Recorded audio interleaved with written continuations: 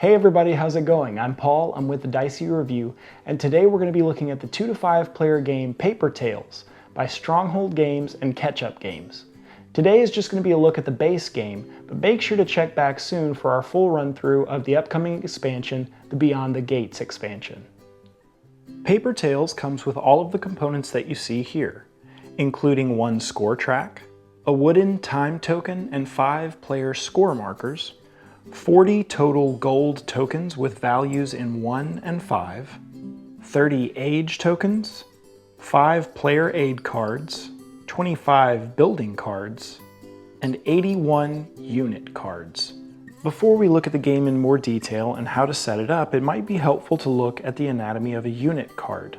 Unit cards and building cards make up the core of what the gameplay revolves around. The number in the top left in a golden circle is the cost to deploy a unit. The number in the red shield is the unit's strength. This is the number that a player will look at in combat. If the unit has an ability, the ability will be listed in this location. There will also be a small picture showing which phase of the game the ability takes place in. Finally, some units may produce resources. These resources are required for constructing buildings and can also be helpful in triggering abilities on other units or buildings. These are building cards. Buildings are all double-sided and each have 2 levels. The level is indicated by the number in the top left. As you can see here, the card on the left is at level 1 and the card on the right is showing level 2. Level 2 buildings will be worth more victory points at the end of the game, and they will also provide an additional ability. The symbols that you see below the pictures on the card are the construction costs for each level of a building. So for instance, to construct the mine, it costs 1 gold, and to construct the mine at level 2, it costs an additional gold and a crystal. Finally, at the bottom of each building card, you will see the building's abilities. Some abilities simply produce resources, and other abilities may give bonuses during specific phases.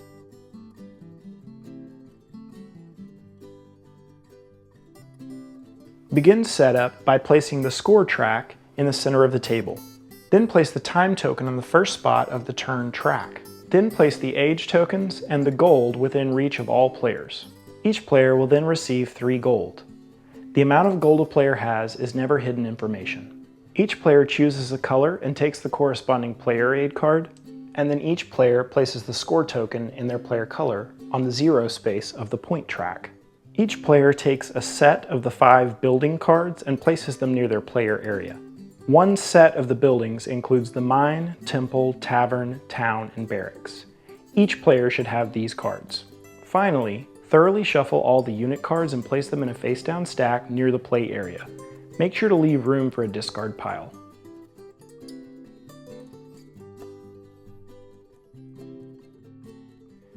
In Paper Tales, players are developing their kingdom by deploying units and constructing buildings. They can earn points by fighting wars, constructing buildings, and through certain unit card abilities. The player with the most points after 4 rounds is the winner. Within each round, there are 6 different phases that happen in sequence. During these phases, players will take all of their actions simultaneously until everyone is done.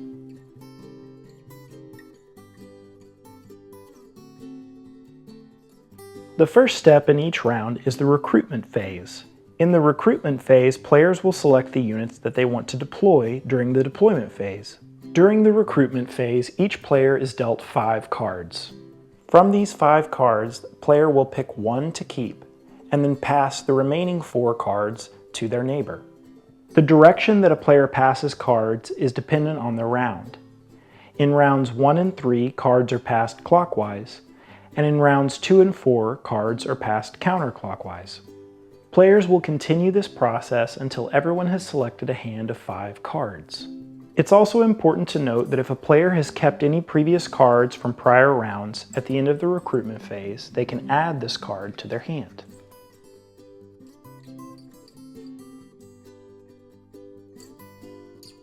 Next is the deployment phase. During the deployment phase, players will put units from their hand into play in their kingdom. A player has 4 spots in front of them available in their kingdom. 2 spots in a front row and 2 spots in a back row. Players can't have any more than this in their kingdom. It is possible that a player can unlock a 5th spot later in the game by building an upgraded building, but in early rounds, a player's kingdom will look something like this. Players are allowed to keep one single unit card until the next round. Any other cards they don't want to play must be discarded. The card that was kept can be placed on the player aid card for the next round. Players will simultaneously place the units that they want to put into play face down on available spots in their kingdom. If a player's kingdom is already full, they can freely discard units already in play or move units around in their kingdom. So for instance, a player could discard this cook and then place this card in its place. After all players are done selecting the units they want to play and placing them in their kingdom, they will simultaneously reveal all of the unrevealed cards. It's important to note that whenever a card is revealed, its deployment cost must immediately be paid to the bank. If a player doesn't have enough gold to pay for one of the units that they've selected, they have to discard any units that they can't pay for. It's also important to note that deployment cost must only be paid when the unit is initially revealed. In future rounds, a face-up deployment cost doesn't have to be paid for again. It's also important to note that any unit card that has an ability marked with this symbol will trigger that ability as soon as it's revealed.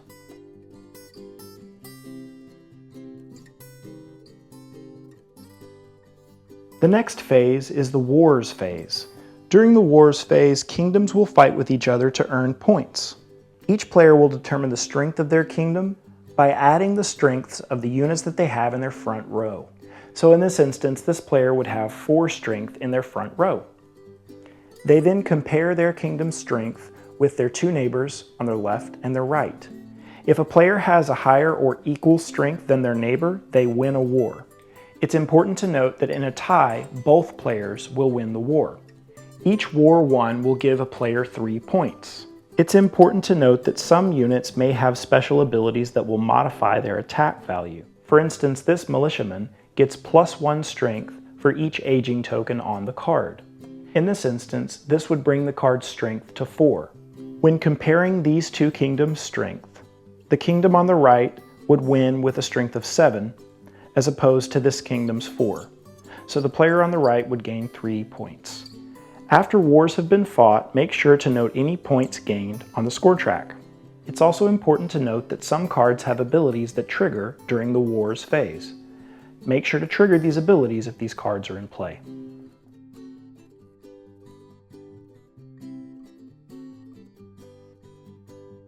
Next is the income phase.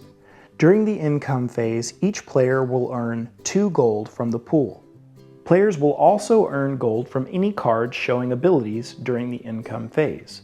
So for instance, this card would provide 1 additional income, and this constructed building would provide 2 additional income for a total of 5.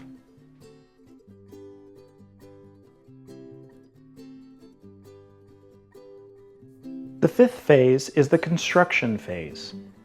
During the construction phase, players will use the resources that are produced in their kingdom. During this phase, a player has 2 options. They can either construct 1 new building or upgrade 1 existing building. When constructing a new building, a player can either choose to build it at level 1 or at level 2. To build a building at level 1, a player would need to pay the cost indicated next to the level 1 symbol. In this case, 1 gold. This player is producing 1 gold in their kingdom, so they could do this. If a player wanted to build this building at its level 2 cost, they would need to pay the level 1 cost of 1 gold, and then additionally they would need to pay a gold and a crystal. Since this player produces the crystal but only 1 gold, they don't have the 2 gold they need to do this. But they could simply build the building at its level 1 cost since they produce 1 gold. It's also important to note that when constructing a new building, a player must pay the land cost. The land cost is 2 coins for each existing building. So in this instance, this player has a temple already built, so they would have to pay the land cost of 2 coins in addition to producing this gold to build this mine. If a player wants to, instead of constructing a new building, they can upgrade an existing building. When upgrading a building, a player simply has to pay the cost next to the level 2 symbol on an existing building already in play. In this instance, the temple can be upgraded by either producing 2 crystals in this player's kingdom, or by paying 3 coins to the bank. This player doesn't produce 2 crystals, but they do have 3 coins, so they could, if they wanted to, decide to pay the 3 coins to the bank, and then simply flip this card to its level 2 side. It's important to note that when upgrading a building, there is no land cost to be paid. In addition to gaining the second benefit in future rounds, the player has also unlocked the ability to place 5 cards in their kingdom in all future rounds.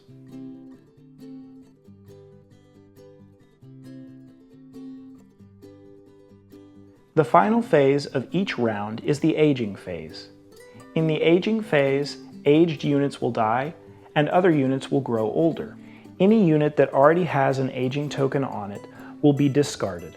Then, 1 new age token will be added to any unit still in play.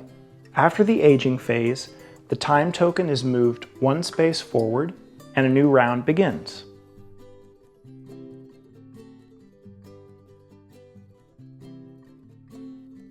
At the end of round 4, the game ends and final scores will be calculated. Players will add together the score that their marker has achieved on the track throughout gameplay and the point values for any buildings that they've constructed into their kingdom. The player with the highest points is the winner, and if there's a tie, the player with the most money wins. If there's still a tie, players will share the victory. Alright everybody, that was our video. Thanks so much for watching. We hope that it was helpful and we hope that it was informative.